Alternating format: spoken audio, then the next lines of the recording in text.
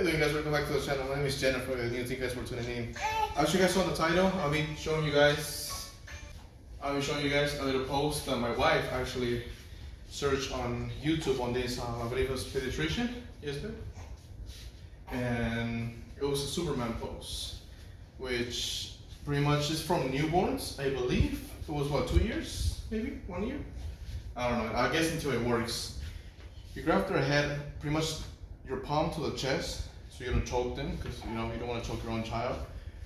And then the other arm goes in between the legs, grabbing the stomach, so your back is nice and straight, not arched.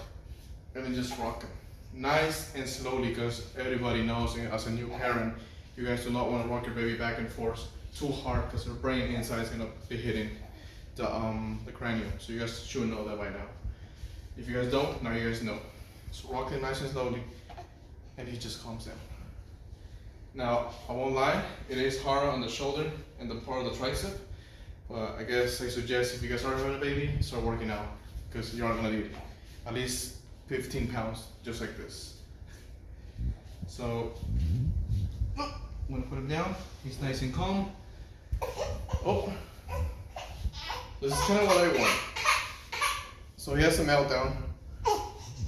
Why meltdown? We check diaper, we check for burps, we check for pretty much everything, and everything's okay. If you guys don't know what's going on with your baby, your son, your daughter, the Superman pose is gonna help. It's a life-saving. I wish I can if you guys can share this video to every new parent out there.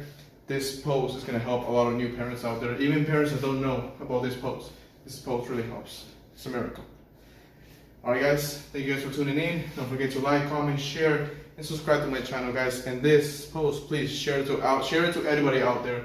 So whenever you guys are ready to have a kid, this post is gonna help you out. See you later, guys. And remember, it's not just about the baby, guys. So stay sexy out there, guys. Until next time.